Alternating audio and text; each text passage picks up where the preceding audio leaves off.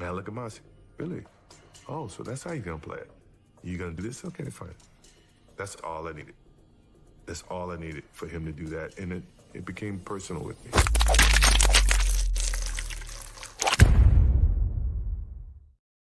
What's really good, my people? Welcome into No Catch Up Sports Talk via Chicago. I am your host, Sean Little.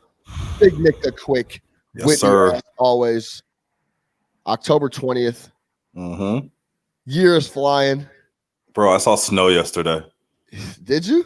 Yeah, I was out in Rockford for work, and it full on flurries. It was vicious. It's getting there. It's getting there. That means it's coming, man. That train's never late. NFL Week 6. We got a lot to talk about. We're going to talk about power rankings. We're going to give our power rankings, break down ESPN's power rankings, talk about the Seahawks. We got Pittsburgh, who's the best team in the league. We got to talk Ryan Tannehill. We got a lot of NFL to talk about Week 6. Couple quick hits on the NBA. Big Nick the Quick was talking about Anthony Davis free agency, Fugazi. Not going to happen. Don't think about it. We're going to break that down. We'll talk about the Houston Rockets. The Morey era has come to an end. We'll touch on that. And I got some questions for Big Nick the Quick on the World Series. That starts tonight, Game 1, Dodgers-Rays. We'll touch on that a little bit, but in a different angle. You know what I'm saying? Big Nick the Quick. Now look at Mossy. My fault. Big Nick the Quick. Big Nick the Quick. What's the good word? Man, what's the business? Man, you know. After fresh off two Monday night. Well, one of them was a Monday late afternoon, early evening game. Then we got the second. Then we got the second game. We got the appetizer and the main course. Listen, sign me up for the Monday night doubleheader, bro. Yeah, it was decent. I'm take one of the 60 games you want to play at noon, because I guess you didn't feel like running any games at the late afternoon. I didn't understand that. That was crazy. So move one of the 60 games to Monday and do it that way. I don't know. It's you hate to put teams on a short week, but that Sunday afternoon situation was crazy though, because when nobody wanted to watch Miami and New York at all. And once Green Bay and Tom Brady was a blowout, it's like, man, there's nothing to watch. I even tweeted out, I was like, man, this is the ultimate like momentum killer of my entire day, because there was a full slate at 12, and then you get to those afternoon games, and it's just two duds.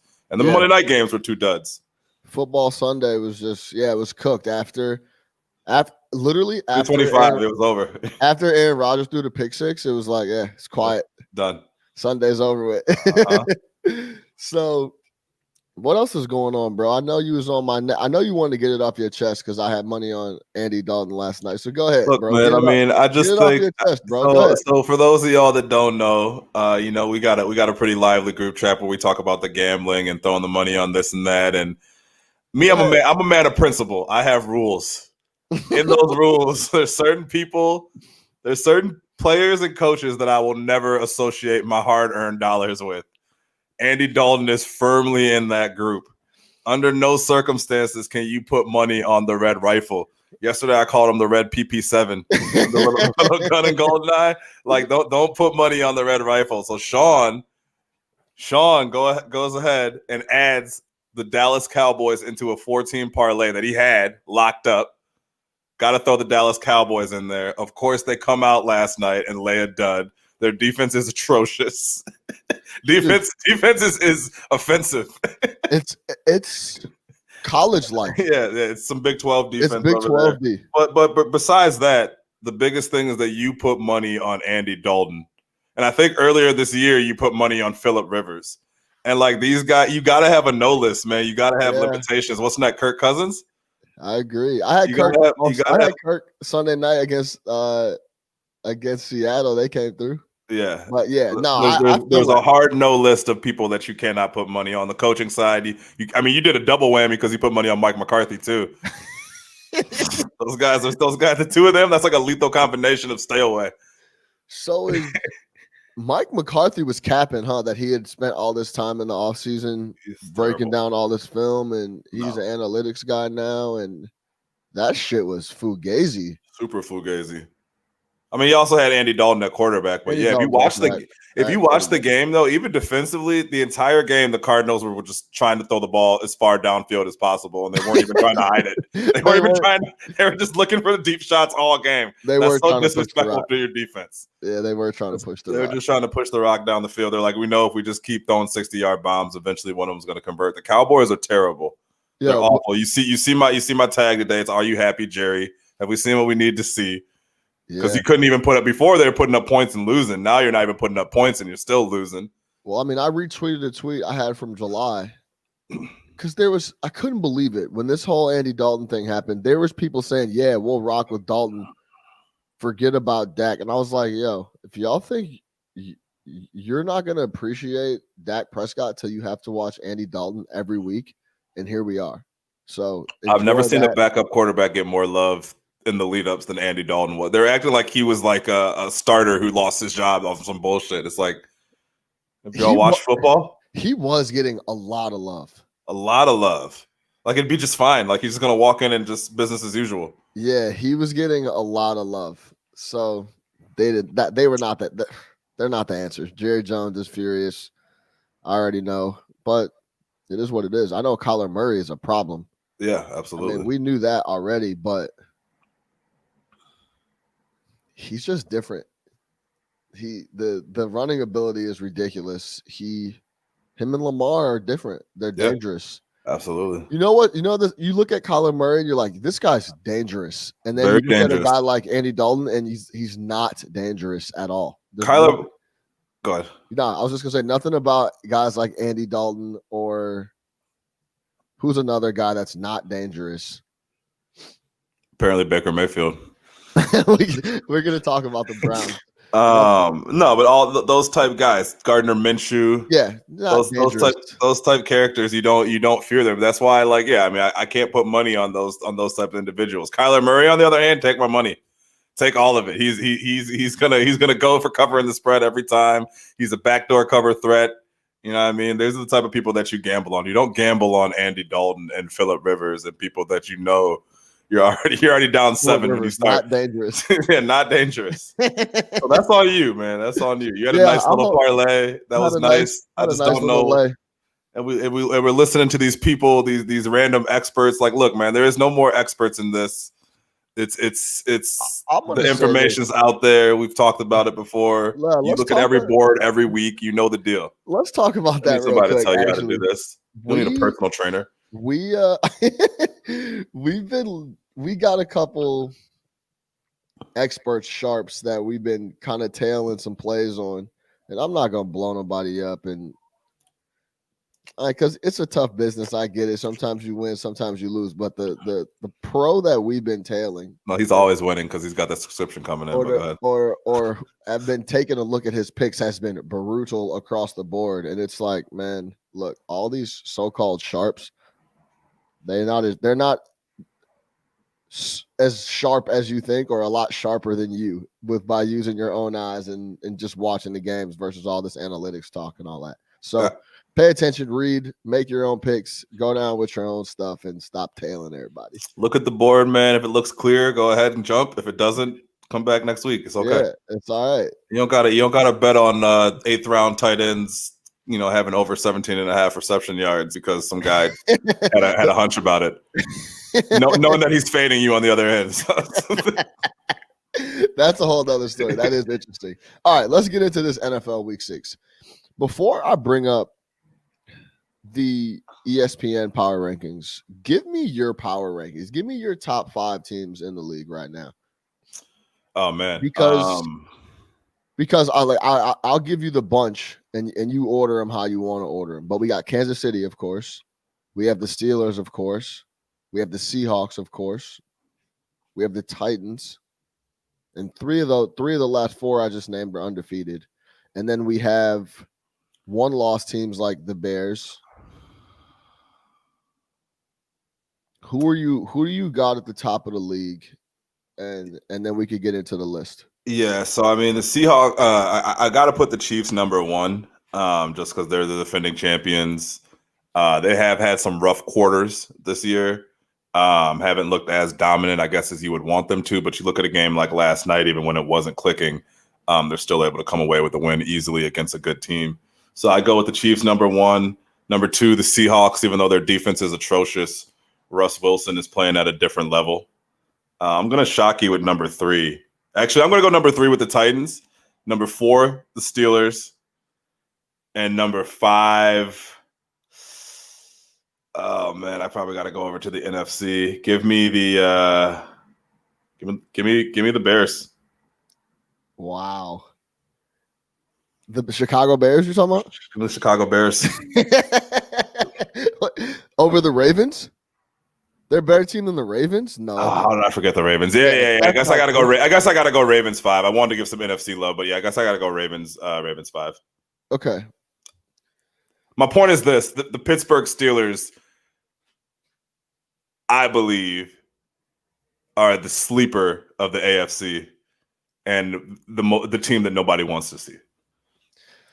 So then, since you just brought that up, let's stay on them. So Let me ask you this. Literally every week, Baker Mayfield is the man or Baker Mayfield should lose his job. So since we're talking about the Steelers, because everyone tried to tell us that game was going to be competitive, Baker Mayfield was going to show up, and the Browns are ready to make this an actual rivalry. They're ready to go to Pittsburgh and actually compete and possibly get a win. And they go to Pittsburgh and get their doors blown off. They get destroyed. Walloped. Baker Mayfield gets pulled. Like, it's an absolute disaster. Are we too, let me ask you this, on that premise about Baker and about what happened in Pittsburgh, are we too week to week in the NFL as analysts, as fans? Should we just try to stay more even keel? Yeah, I think so. Like that's personally why I like a team like the Steelers, because it's like, look, man, history tells you what's going to happen with the Steelers, right? Like last year was an anomaly. Obviously, Big Ben went down. They still almost made the playoffs with Duck Hodges and Mason Rudolph quarterback. Yeah. Like this is a fact, right? So, they were going to fire our boy. They were talking about getting rid of Mike Tomlin. Which is any team not named the New England Patriots needs to get on the phone then and trying to hire him, because he is an excellent head coach. We talked about the Le'Veon Bell, Antonio Brown locker room and how he still won games with those guys in. So obviously he knows what he's doing. But yeah, I think with Baker, man, like if you watch what they were successful at this year, that they were scheming around him. The offense was a run-heavy offense, right? Like they were doing everything they could in their power to not have him get the ball in his hands, especially not for moments. He turned the ball over like crazy. So I do think it's week to week, because I think going into this week, it was like people have forgotten how Baker had played, or they were acting like Baker Mayfield was the reason that the Browns were successful this year, when it was based off their running game and their defense. It had nothing to do with Baker Mayfield. He was just there. They were doing everything they could, again, to not have the ball in his crucial moments, not have him in and out. Definitely weren't treating him like a number one pick. He was more of a game managing quarterback. And then you go into a game like that one and they get absolutely walloped. The run game's not going for them. What happens? Baker Mayfield is forcing the ball all over, throwing terrible interceptions, and really just has no feel for the moment, I guess, of being an NFL quarterback, which is crazy if you look at his rookie year and just kind of the regression that he's had. And I get he's had a ton of different coaches and there's a lot going on, and it's the Cleveland Browns, but some of those interceptions, they're egregious. We talk about it, man. You cannot throw egregious picks in the NFL. Listen, just can't do it. From what I've seen, this is what how I'll take it. He crushes the weaker talent, and then when they have to go up against the big boys and it's really time to play, they seem to come up small every single time. That's what I've seen from Baker Mayfield in Cleveland. He gets, because it's so up and down. We're on his neck, and then he, like the first game of the season, they played Baltimore, I believe. Yeah. And they got smoked, and everyone was on their neck. Let me pull up their schedule real quick. I got it right here. But yeah, the first game of the year is what? Baltimore, right? 38-6. Yeah. 38-6. So everyone's on his neck.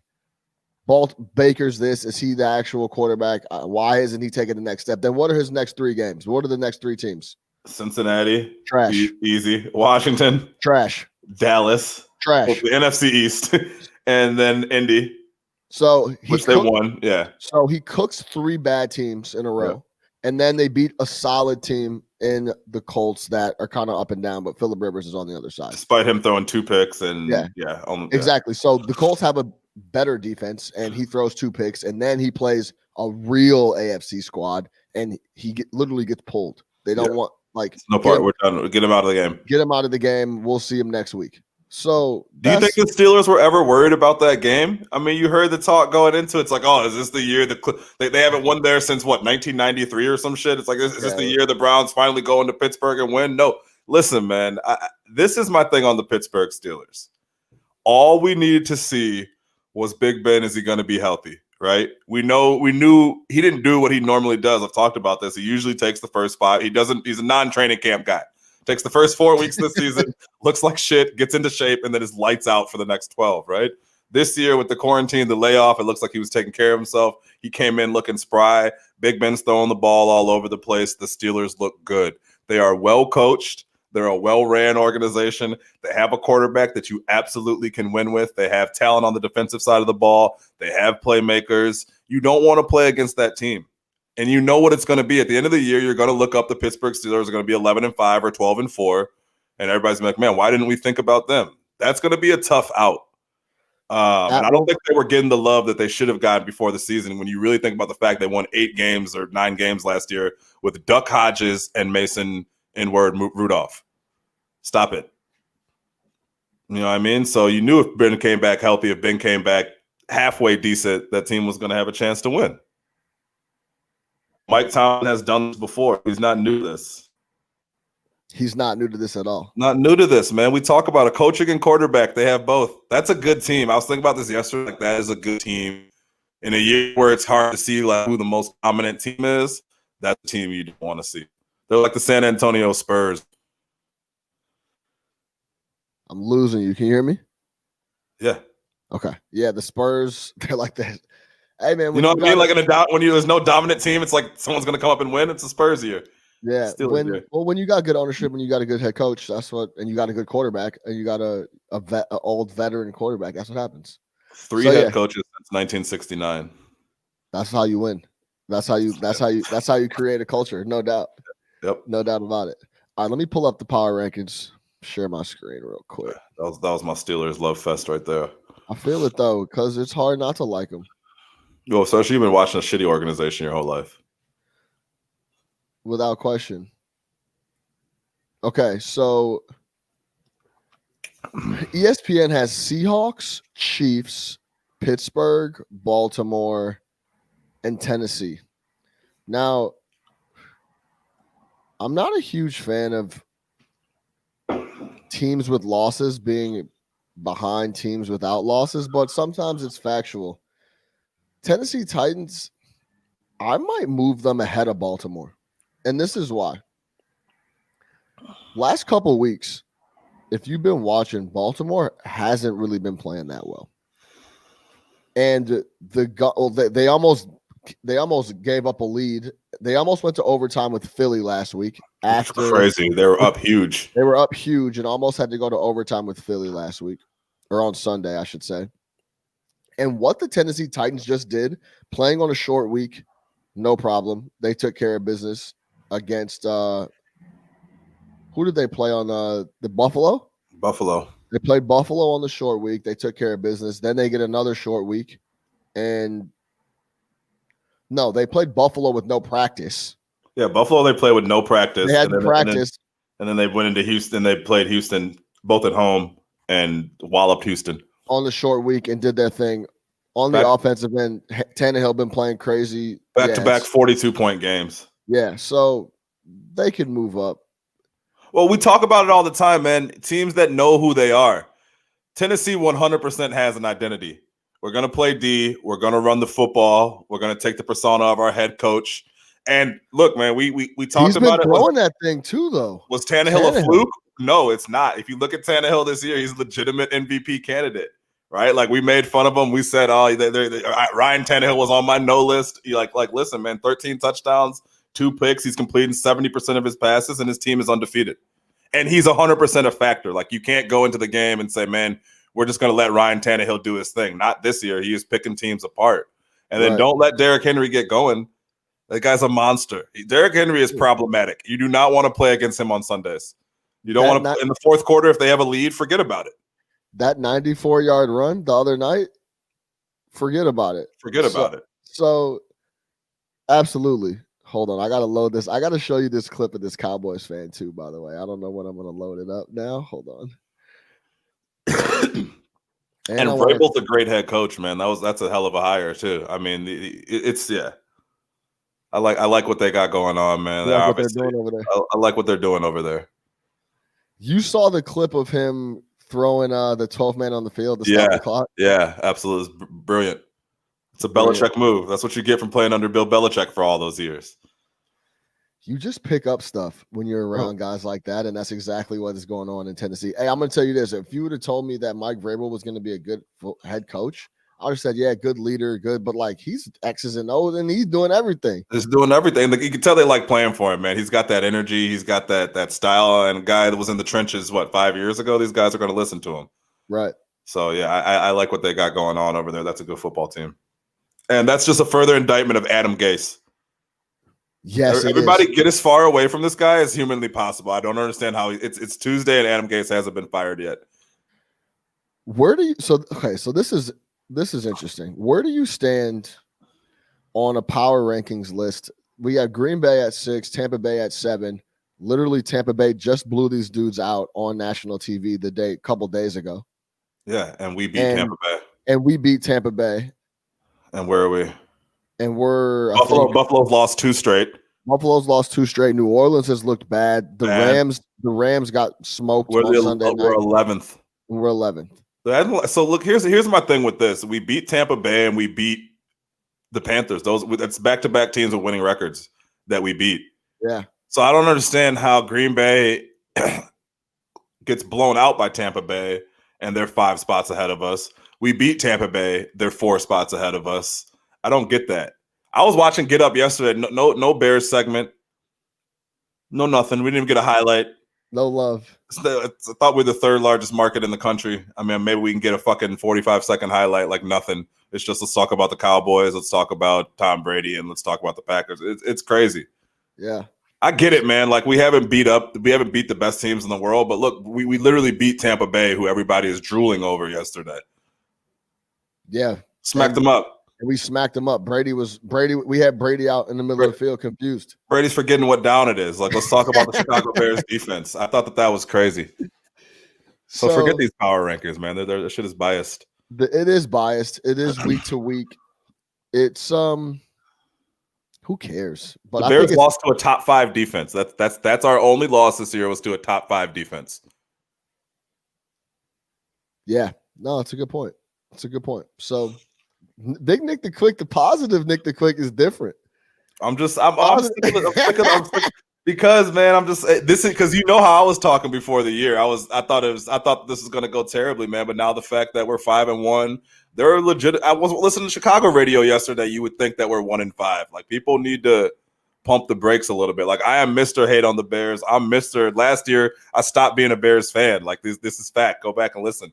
It's all on film. But all this shit about how bad we are and we're the worst 5-1 team ever, and like fans should be upset and Nick Foles shouldn't be fired up at the press conference. It's almost like you want these guys marching to their death. So if you listen to the vibe of the press conferences yesterday with the Bears, Foles and Nagy both kind of had the same tone of like, y'all need to calm down. We're 5-1.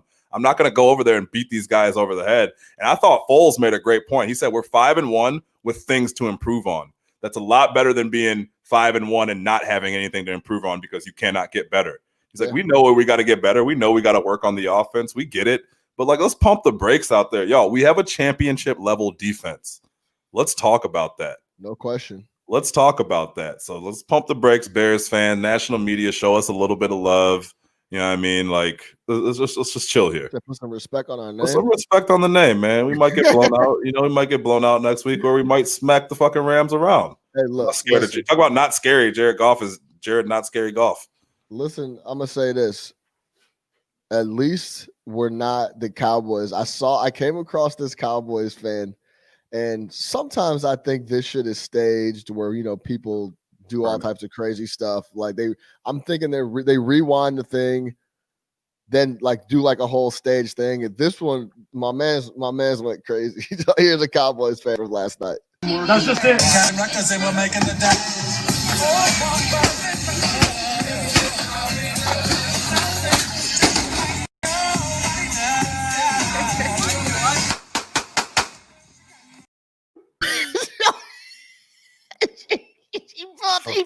Folks pull out the thumper. Folks put out the thumper. Hold on, G. Where'd he get that? Folks, if you're not watching the video, can you play that again? Hold on, G. If you're not watching the video and you're only on audio, this Cowboys fan just threw his beer at the TV, breaks the TV, starts to punch the TV. The TV falls on the ground. He pulls out a strap and shoots the TV, emptied the clip on the TV. Hold on, hit that back. I wasn't expecting the thumper. Oh. That's just it. Sell a million records and we're making the day.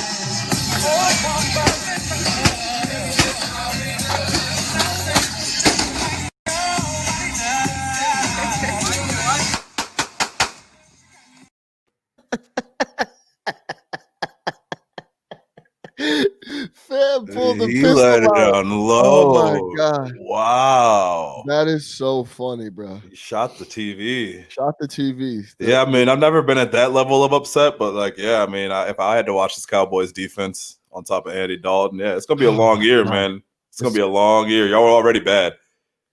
It's gonna be a really long year, but they could still get it together and try to make the playoffs. I don't even. Well, let's think someone's gonna win that division with 5 wins. The funny part is it's the worst division you could possibly have in football.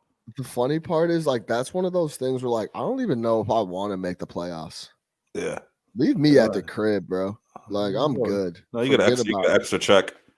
Yeah, well, I'm not talking about if I'm a player. I'm talking about if I'm a fan. Yeah. Well, that's what I'm saying. That's the second bye week in the NFC. Yeah. If you get that, if you draw that NFC East matchup in the first round of the playoffs, it's good, man. Go ahead, start your backup. You'll be fine.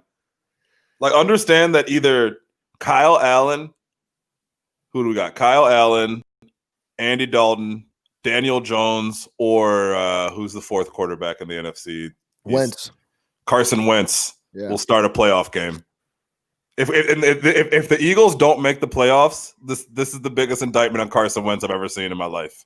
I don't ever want to hear another Carson Wentz thing again if they don't make the playoffs, and he's the only quarterback worth anything in that division playing football right now. Allegedly, because I think he's suspect, but go ahead. And don't talk to me about last week either. The reason they were in that position is because he was playing like shit. That guy forces it more than any quarterback I've ever seen. I understand he's not throwing anybody, but talk about egregious turnovers. Yeah, egregious. It's been bad. Fumbles, everything. Bring in Jalen Hurts, man. I mean, I guess I got to see it, but I got to see it for that. But we'll see. Bring in Jalen. Hey, we'll close the NFL segment on this. I don't know if you heard about, Aikman and Joe Buck had a hot mic, and it came up that they were talking about the flyover. I'm gonna play that clip, and then I wanna get your reaction on that.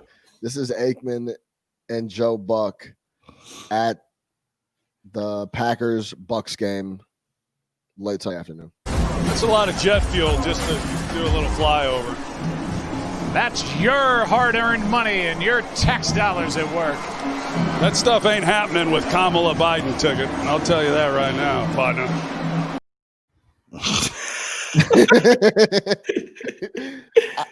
The NFL is so mad. I'm having a hard time determining what side they're on. I think he's not on the Trump side. Aikman is saying that that is a waste of money. We need to stop doing this. Yeah, we need to stop doing it. Yeah, the over, dude. I think in general, man, like I don't understand why football has to be a big like orgasm of patriotism for a half hour before the fucking ball game. Like I don't. Maybe that's how it is to some people, man. Like I am not Mr. Patriot, or you know what I mean. Like I don't need flyovers. I get Green Bay does it because that's part of tradition to do the whole flag thing across the entire field. Like it's cool, but like these flyovers, all this military shit that we end up paying for. It's like it's I don't need all that. I'm just trying to watch a fucking football game, man. Yeah, look, I mean, I agree somewhat. There's a lot of other things that we need to cut on the government budget, and that, I mean, that's a very small blip on the money that we could be saving. Jet fuel is expensive. Yeah, no, I get that, but come on, dog. There's the defense budget is so out of control. That's such a small portion of it. But it's probably unnecessary. I was reading somewhere that part of the reason that they do it is that the pilots have to maintain a certain number of hours of flight. Yeah. At least this is on the Twitter replies, which you never know if that's true or not. But they have to maintain a certain number of hours of flight. So doing things like that kind of help with it. But then you turn around and look at like that you pay for that. I mean, I'm guessing that dude's saying, hey, they have to do training flights anyway. They have to fly the planes to keep everything rocking. So let's just fly them over the stadium, essentially. Yeah. That's what he's saying. Yeah. I mean, I don't know. Not a big deal. I would say this. You got to be careful. Like, Buck knows that everything is going to be analyzed. The mic is always hot. If I was in the booth, mic's hot at all times. Well, it's like Buddy on the MLB broadcast a couple months ago. That was. I mean, like, first off, it's not a matter of knowing the mic is hot or not. You don't need to be saying that. Yeah. So that's not even a hot mic situation. Like you're really out of some other shit if that's what you're saying. But bro, you are sitting in a broadcast booth full of media equipment. Yeah. There's never a point where something's not recording you. Like, I don't even know. And like when I heard him say that, it was Tom Brenneman or whatever his name is. Yeah, Brenneman. And he's been around a long time. It's like, bro, come on, man. You know, like we don't even say no one's saying that word, bro. Like it's just not. Nah, that was some of the most hateful thing I've ever heard come from a broadcaster. I don't usually say that. It's like, yes, you do, bro. You said that with ease, dog. No, he said that with his chest was puffed. With his chest, yes. Yeah, like, nah, bro. Like that legitimately bothers you. Yeah, these dudes, it's clownish, man. Like that's not like Berman flipping out at a cameraman or some shit like that. Like that shit happens. But when you start dropping madness, you know what I mean, on the hot mic, it's crazy. But I think Aikman probably feels like an idiot because he made it political. I think like Buck was more complaining about the thing. Aikman probably has to answer to the fact that he, made it political and alienated some people, possibly, whatever. And the NFL really wants to. They claim to be apolitical, but they really lean towards the right like crazy. But so yeah. But I mean, it is what it is. I man. think Joe is kind of making it a joke, like what everyone would say, like you're wasting our tax dollars. And then he went he went full. He's like the president's a dumbass, essentially. Yeah. He went full. The elections in 2 weeks, so let's talk about the ticket. Yeah, he went there. I think it's hard for these dudes. It's hard at this point in time, though, man. It's so hard to be like even when I'm at work and shit. Like you're never supposed to talk about politics, religion, but like we're so deep in it at this point that it's hard to avoid those conversations. It's hard to avoid those opinions. It's hard for people not to let something like that slip because we're just like, I mean, this is an intense time that we're in currently right now. Right, and Aikman's gonna go vote just like everybody else is. So yeah, he's a Democrat though. I thought he'd be true blue or true red type guy. See, I don't know. That's how you're interpreting what he said. He might have been saying like, see, I don't know. I don't want to get into it too much, but like I can't. I'm having a hard time telling what side he's on. He seems too intelligent to vote for to be on that side, but yeah, you never know though. Joe Buck. I mean, I'm sure Joe Buck. He seems like a pretty liberal guy. Joe Buck. Shout out. I used to hate Joe Buck like 10 years ago. I actually like Joe Buck. Great career. Dude, isn't he doing the World Series tonight too? Dude, he'll be on. I think it's on Fox. Is it on Fox? Yeah. So because he's about to renegotiate. He saw that Romo money. He's like, oh, okay, y'all got me doing 6 events. Okay, I need Yeah. No, but really. You want me to go to Monday night? Yeah. Please, hey, look, love Louis Riddick. I think Steve Levy does a good job. Please get Brian Greasy off my television. Why can't we get this right? Why can't we get this right? You don't rock with Brian Greasy? I don't rock with Greasy at all, man. He's fucking terrible. He did try to awful suits too, like boxy ass suits. He brought up Zeke fumbling the ball and relayed it to Dak being injured. Yeah. I didn't understand that, but yeah, no, I mean, I think everyone always tries to make something into something. Like Zeke just fumbled. He fumbles. He That's fumbled it. twice. Fumbled He's got twice. a problem fumbling. That's it. That's Yeah. this year he's been fumbling the ball a little bit. That's Yeah. what it is. Like it's had nothing to do with Zach's ankle or leg. No, I'm not big on Greasy, man. I think I like Riddick. I think Levy does a good job doing what he does, but you gotta fix that Greasy spot. I think Riddick is a great job. Riddick is great. Yeah, absolutely. Riddick is great.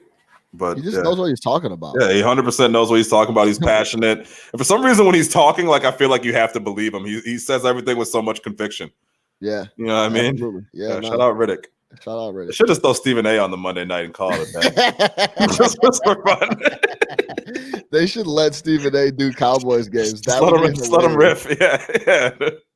That'd be awesome.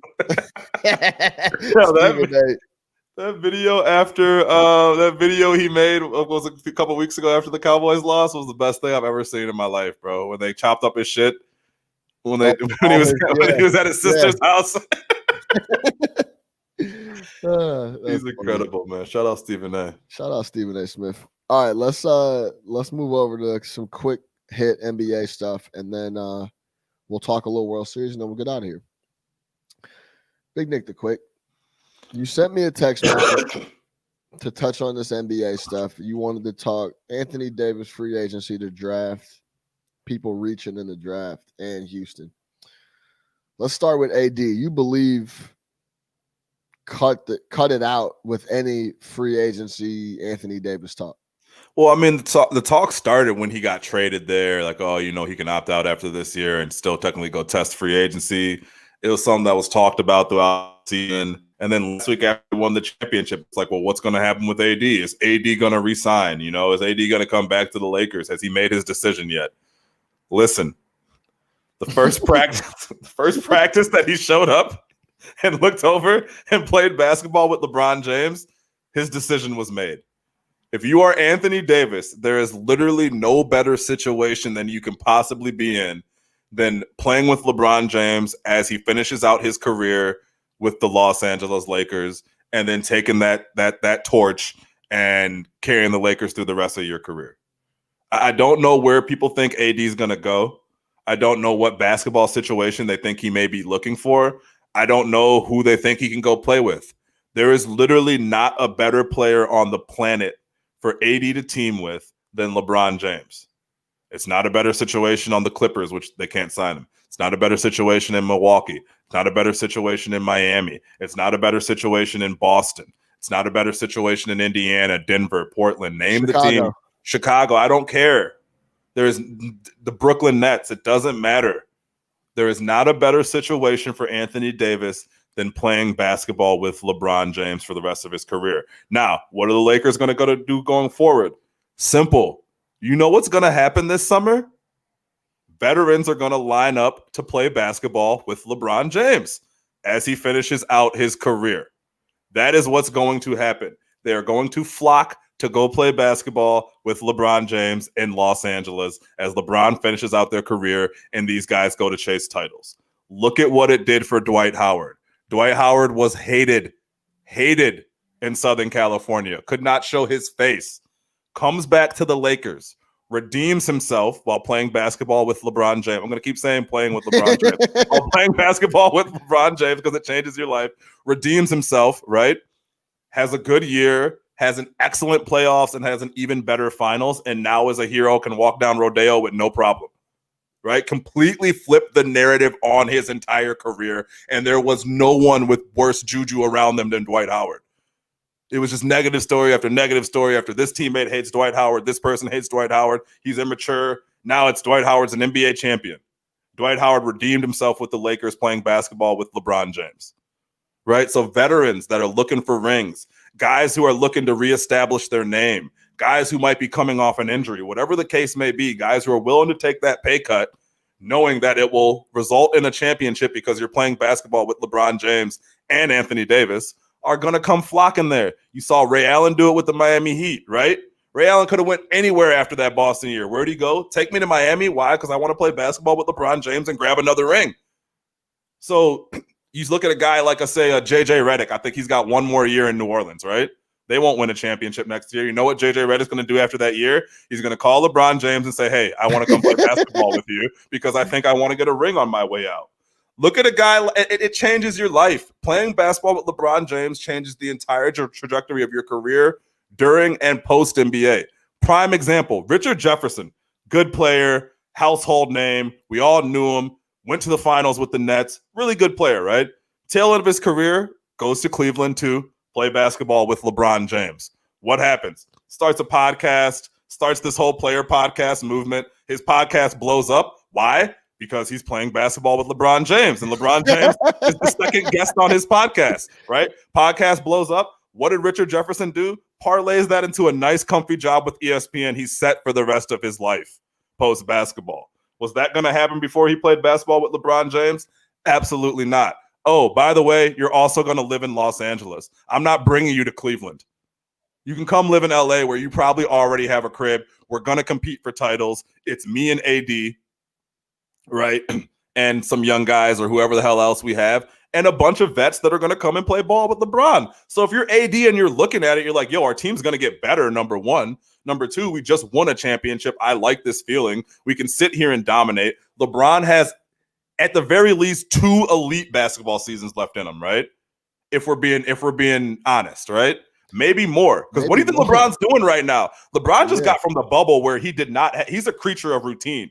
His routine was thrown all the way off in the bubble. So you might see him walking through Vegas with the championship trophy right now. But if you don't think it's grind time for him to get back on his regularly scheduled workout and his regularly scheduled diet, he's been eating like shit for 3 months. LeBron went back there, man. He talked to his chef. He said, we need the food. He got his trainers. His whole staff was available. He said, I need to undo what I've done to my body the last 3 months living in this bubble where I was out of my routine. So LeBron's getting back to work, man. At least 2 years. Yeah, at least 2 years. Yeah, I don't see the LeBron thing ending. Man, I mean, it's going to eventually. Father's time is undefeated, but even then, AD is going to keep getting better. AD's 27, 28 years old. He's entering the prime of his career, right? So he'll keep getting better. He'll lead the team in scoring. LeBron will sit there and has shown you he's okay passing the ball and doing the other things. And then come June, when it's time for the playoffs, being LeBron James. So they're going to win championships. I think this team is on the start of something big and good here. And again, veterans are going to come, and who doesn't want to play ball with LeBron James? It changes your life. Well said. I don't want to hear any more about AD going anywhere else. Well, well said. I think it's interesting that I will say this. If I'm AD, I tie up my contract with whatever years LeBron ties it up with. So if he's there for 2, I'm under contract for 2. If he's under contract for 3, I'm under contract for 3. If I'm AD, I wouldn't go crazy and sign a super long-term deal just to give you the flexibility that, hey, when LeBron leaves, shit might go south. So you never know. But it's the Los Angeles Lakers, man. I mean, you're still always going to get guys that want to come there. I get it. I get what you're saying, but come on, man. In a couple of years, when LeBron's done, it's Giannis time. Hey, man, you want to come to LA? You thought Milwaukee has nice shit? Come to LA. It's a little bit different. You know what I mean? Like, if I'm AD, man, I'm riding out the LeBron thing because I don't think LeBron goes to another team. I think this is it for LeBron. I don't think LeBron goes and packs up and rebuilds somewhere else. So knowing that he's going to play probably 3 more years, I don't think LeBron is going to be forced out due to not being able to play well anymore. He's just got so much other shit going on. He might take the time off to go make $1 billion. You know what I mean? And when that happens, I'm serious. When that happens, eventually he's gonna be like, man, I could walk away and go make $1 billion. Eventually, and then that's AD's team, and AD's at that point in time is 30, 31 years old, and you hopefully have built something around him. But I don't think you even look that far down. Yeah, sign a 4-year deal, right? With maybe a 3-year deal with an out in the 4th year if you want to. But the fact of the matter is this: he's not going anywhere. He knows he's not going anywhere. The Los Angeles Lakers aren't going anywhere, and you will see the veterans / reclamation projects / ring chasers literally come flock to them. Dwight Howard type players, guys who can still contribute somewhere else, but are willing to take a lesser role and lesser money to be a part of LeBron's final ride. And be featured in whatever documentary is being made. Redick is the prime. JJ Redick is a prime example of. He's already a Laker. He's pre-Laker right now. JJ Redick is pre-Laker. He's already got his purple shoes for the 2022 season. Yeah, he's getting this. Yeah, he's getting this podcast stuff set up. He's ready to move. He's ready to play with LeBron. LeBron's like, yeah, JJ Redick, come on, that's the type of guy that he wants. So he just sit there, shoot threes, show up, play hard every day. Great teammate, likes wine. You know what exactly. I mean? Yeah, exactly. Yeah, we could drink a nice Bordeaux together, and this is what's gonna happen. So watches. Think of those type. JJ's a watch guy, and also JJ's gonna be fine playing 10 minutes if it means get a ring. Yeah. He's going to be 37, 38, 39 years old. So you will see those type of guys. So again, my biggest point is I don't want to hear, and I know people said like, oh, he's already decided he's going to opt out and sign. That came out last week. Fine. Great. I don't want to hear anything more about AD as a free agency thing. I don't want to see him on your free agency power rankings. I don't want to see him discussed on the jump. He is not a he's not a free agent. He's not a free agent. He's a Los Angeles Laker. He's a Los Angeles Laker. Where else is he going to go? He's already seen what it is in other places. He's good. Yeah. It's LA. Stop. Done and done. Done. Sign, seal, deliver, man. AD is not a free agent. He's not. LeBron's already in his ear. Like, hey, man, just come on. You like that? Let's run this back. Let's hit this draft and let's hit Houston real quick. In the message you hit me with, you were like, are people reaching on the draft? Are people overthinking the draft? What did you mean by that? Well, I saw something that the Timberwolves were kicking. And let me full disclosure: I did not watch a minute of college basketball this year. I don't know a ton about these guys. I just know from what I've read. Yeah, power rankings, stuff like that. I read all that stuff. I haven't watched them, but I did see something that said that Minnesota was interested in Obi Toppin, the dude from Dayton, who had a great year. I think he was the college player of the year. He was awesome this year, right? But he's also like 23. I read that he's actually a day younger than Jason Tatum. I saw that, than Tatum, and he's coming into the draft. Meanwhile, like since the beginning of the year, all we ever heard was Anthony Edwards is the number one pick. Anthony Edwards is the number one pick. Anthony Edwards is the number one pick. And I get that this draft isn't a crazy draft, and maybe you're looking to make some sort of splash or overthink it. But listen, man, if for a year straight everything has told you that Anthony Edwards is the number one pick, don't overthink it. Just go fucking take the kid. Don't reach. Don't reach. Just don't try to reinvent it here. Don't try to grab a 23-year-old guy. Don't do all that. Just grab Anthony Edwards and keep it moving. I just feel like at this point in time, we're in like the full like overthink phase of where we're not going to take the guy who's been the number one prospect for the better part of a year, right? Like I just feel like you just go take the kid and keep it moving. If you take him and it doesn't work out, you're not going to regret it. If you take Obi Toppin and it doesn't work out, and Anthony Edwards becomes a stud, you're 1,000% gonna regret it. Just so, how do I say this? So don't try to, just because something sparked up late. Anthony Edwards has been your guy the whole way. Just take him, keep it moving. Keep it moving. Keep it moving. Especially if you're the Minnesota Timberwolves, just keep it moving. Maybe we could get Golden State to miss on their second pick. Yeah, I mean, they're a little bit more interesting, but even if I'm them, it's like take the best player and keep it moving. You guys, take the best player and keep moving. If that's Wiseman, then take him. I'm so interested to see them next year. I can't wait. If that's LaMelo, take him. You know what I mean? If that's the kid, the European guy, take him. But stop overthinking all this and reaching for guys and saying I'm going to make this guy number one, even though he's literally going to be like 30 by the time it's time to extend him. You know what I mean? Like, yeah, I feel it. It just seems like there's a lot of overthinking. If I'm the Bulls, and it leaves interesting stuff for the Bulls, fine. If these teams want to overthink and start reaching, and that means that, Edwards or LaMelo or even Wiseman falls to the Bulls, I get these guys aren't the sexiest prospects, and this isn't last year with Zion and those guys. But again, man, you're adding a top prospect, bring them into the organization, and hopefully they thrive. Don't overthink it, though. When the draft is like this, don't overthink it. Don't overthink life, really, honestly. Just go with what's in front of you. Watch the film. He looks good. We'll take him. Watch the film. You start reaching for these guys. That's how you end up with these. This who was the guy that Minnesota or that the Cleveland drafted number one? Literally, no one had this guy number one. Anthony Bennett. Bennett. That's what happens when you try to reach for a guy. Yeah, that's the biggest bust. He's out of the league in a week. That was out of the league as soon as they announced his name. All right, so I'm assuming for Houston, we're about to give Morey his flowers. Is that what you want to do? Yeah, I mean, we can give him whatever you want. Or No, I mean, Daryl Morey, the game is completely different now, which is interesting. I saw a graphic of before Morey came into the league, like a shot chart of like teams' average shot chart, and there was there was sporadically mid-range jumpers around, and now it was all the shots were layups and the rest of it for threes, and it wasn't just Houston; it was everybody. But you got some Russell Westbrook takes. What should they do? Yeah. Yeah, I mean, I just feel like he's left them with a roster built for his type of for his style of basketball, and he's not there. So yeah.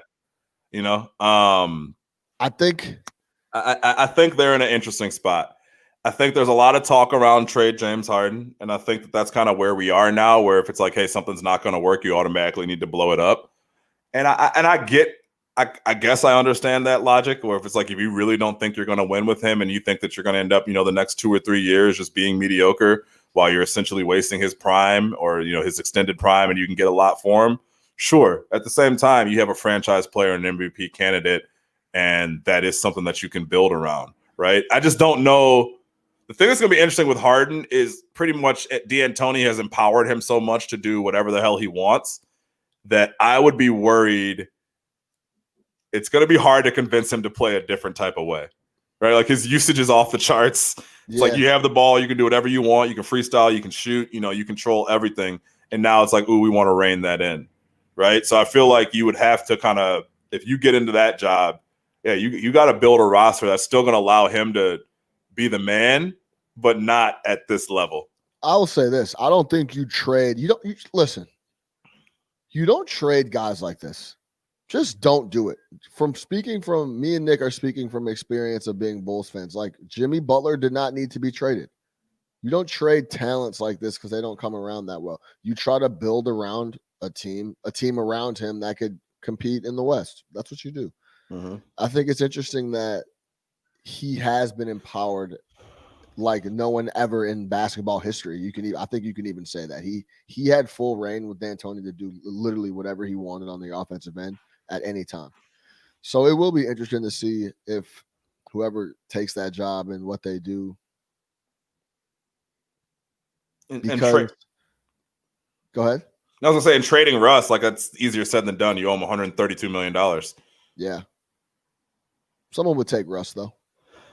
For $132 million? Russ is so disrespected. He is, but like, what team can you bring him into? The thing is, you're not bringing people to Russell Westbrook. You're adding him into a team right now at this point. Right. And I just feel like he's a hard player to throw into a team. Yeah, you can't be like, hey, Russ, man, why don't you just go in there and play point guard?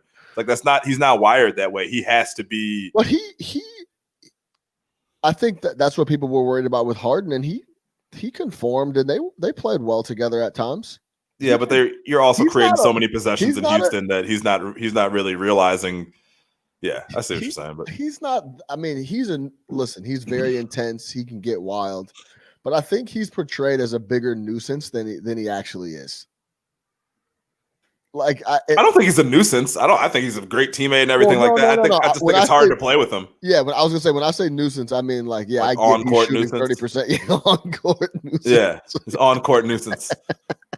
Well, because then talk about free reign in Oklahoma City those years he was chasing the triple double. Billy Donovan was letting him do it. Shout out Billy Donovan. Yeah, was letting him do whatever he wanted to too. I just think he's a hard player to bring. At the same time, you want talent. He's ultra talented. That contract would scare the shit out of me. Yeah. He's got an Otto Porter opt-in in 2022, 2023 for $47 million. He's pre-opted in. That's such a big number. $47 million. And the tail end of Russell Westbrook. Yeah, especially as that athleticism goes and he's forced to take more jumpers. Man, that's why I'd like Harden more going forward, because Harden at least can shoot and he'll always be able to shoot and doesn't rely on, crazy athleticism. It's more craftiness. Yeah. It could get ugly. I feel it. All right, let's close it out here. We got about 5 or 6 minutes left. The World Series starts tonight. Dodgers, Rays. This is the angle I want to come at this with you. I'm asking you. because I've been watching a little bit of. I've been gambling a little bit on baseball, so I've been watching it. But I've been watching it just because it's been pretty interesting. I like all the young studs on Atlanta. I love them. The Rays play incredible defense. The Dodgers got a ton of star power. So I've been watching those guys. Where did it for you? Where did it turn where baseball didn't really spark your interest like it used to? What happened?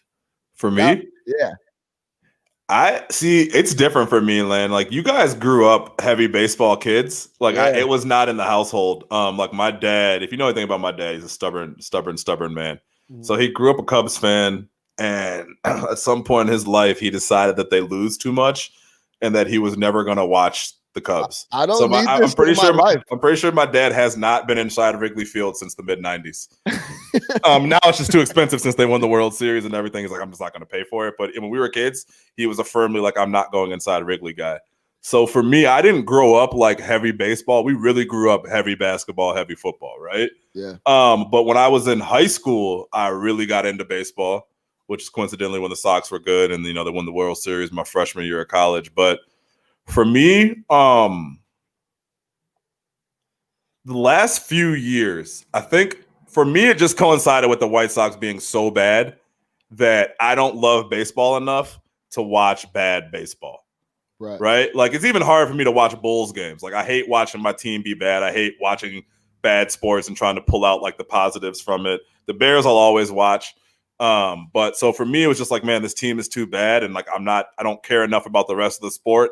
And the unwritten rules of baseball really, really, really pissed me off. Yeah, to the point where I was rooting for the Astros this year because I was like, baseball deserves to have the Houston Astros. Even though they're cheating, they didn't break unwritten rules. They broke very set in stone rules.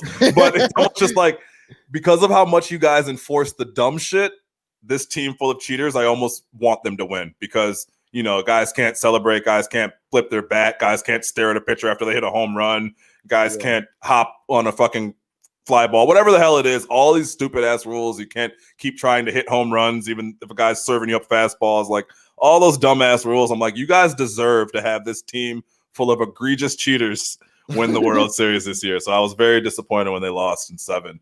But yeah, for me, it was just when my team got bad. I think it's a hard sport to stay into when your team isn't good. I hear that. And I think it's funny you brought up your pops because my pops was the same way about the Cubs. My pops was a huge baseball guy, right? Played baseball, loved baseball, and he was a diehard Cubs fan forever. And as he got older, I remember he explained this to me. He was like, I just don't need these L's in my life. Like, it's just disappointment, like all the time. And I'm like, nah, because I'm young, right? So I'm like, nah, bro, that's our squad. We got to go down, guns blazing. I'll never forget. We went to Cubs Dodgers NLDS. Back when Manny Ramirez was on the Dodgers, and I remember I looked at him and I asked him, I'm like, he was like chuckling at me. He was like laughing at me. And I'm like, what's so funny? He was like, you're so giddy and excited. Like these boys get ready to let you down. Let you down. And I'm like, nah, we got it, blah, blah, blah, blah. And I'll never forget that because it wasn't that he was on some negative shit, but he could like see the young brightness in my eyes, and he was like, "Man, it was almost like he could remember having faith like that." It's gonna be a long ride. Exactly. It's gonna be a long ride. Exactly. So, I think the unwritten rules is a big thing as well. I also think the NBA has done it so perfectly where they let everyone run away with the highlights, people making highlights and promoting the players and doing all that type of thing. And the MLB went the exact opposite route and tried to monetize everything. Mm-hmm. So all the MLB rights, the videos are super hard to get. It was impossible to promote your athletes. And like it or not, and I know a lot of people hate when people root for players like, oh, you a Lakers fan now because of LeBron. It's like, yeah, that's a lot. A lot of people do that. Right. So if you're not going to pub your players and push and promote your players, and a guy like Mookie Betts should be a super all over the place. He should be all over the place. Mike Trout should be all over the place. Well, so here's my thing. I'll push back on Trout because he's just not interesting. Right. He's awesome. He's amazing, right? But he's just uninteresting. But then you had a guy like a Bryce Harper, and it's like, oh no, his antics. He's too crazy. But it's like, why would you not promote Bryce Harper? Like, and that's our guy Tatis in San Diego. Tatis, Hobby. These guys should be all front and center. Tim Anderson. Tim Anderson is a black American baseball player. You should be promoting the shit out of him, right? Like, these are the type of players having fun. Like, I feel like you have these old timers who push back on fun, push back on celebrating, push back on hitting home runs when you're up 11-0, and all that other stuff. It's like, look, man, this is the professionals, bro.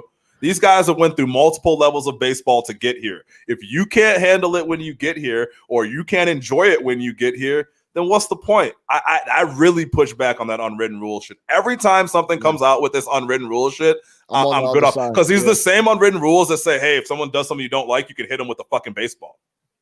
Right. What's that about, right? So that's okay, but you can't fucking stare down a pitcher because you just served his ass up. Right. Come on, man. We love that stuff. Yeah. Like, y'all are in your own way. You're in your own way, and you're 100% right. They're not marketing the players right. You're not marketing the fun parts of it. You got to bring people into when it opens back up, into the ballpark and watching at home. It's a great sport to watch live, but who's watching 162 games of baseball? Season's also too damn long. I thought this season was interesting because it was wire to wire the entire time. Yeah, it was. It was wire. It was just every game was like, oh man, this is huge. Like, if we lose this game, it's like, this is huge. Your manager, your pitching decisions, the decisions that you're making day to day on this condensed schedule, and then you get to the playoffs, it's like, forget about it. You know, that stuff all matters, man. And they need to do a better job of making their game marketable to a younger fan. Not someone who. I think it's getting a little better. It's starting to loosen up a little bit, but there's some ways to go for sure. And just like your pops used to take you to the ballpark, it's like that when you lose that, because that's the connection that we have to it, or you have, right? Not so much me, but you have. I don't know if I have that connection with my daughter or my son where it's like, hey, we're gonna go to the ballpark and watch games. Like, we might go to a football game, a basketball game, or we might go see Formula One racing. I don't know. There's so many other options too. That's the other thing. Baseball is competing with a ton of other options. No doubt. You know what I mean? So I think that it's hard when the teams are shit, and it's also hard when they don't promote the fun parts of the game. Like you said, the highlights and all that. Yeah, you need like a house of highlights for baseball. Exactly right. Exactly right.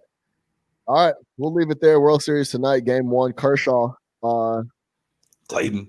Another opportunity to make a big playoff statement and get a win and have a quality start. He's been struggling in the playoffs his whole career. That is crazy. Why do you think that is? The super knock on him. He's so good. The lights get brighter. It's different. I mean, that's the only explanation, right? I don't know what else it could be. Is this statistically he's like the greatest pitcher, one of the best pitchers of all time, right? Regular season numbers, OD. Yeah. So yeah, we'll leave it there. For Big Nick the Quick, I am your host, Sean Little. Make sure you subscribe everywhere: iTunes, Spotify, YouTube. Lock in with us. Monday, we doing Bears recap. Tuesday, Friday, our regular episodes. No catch up. Sports Talk via Chicago. We out of here.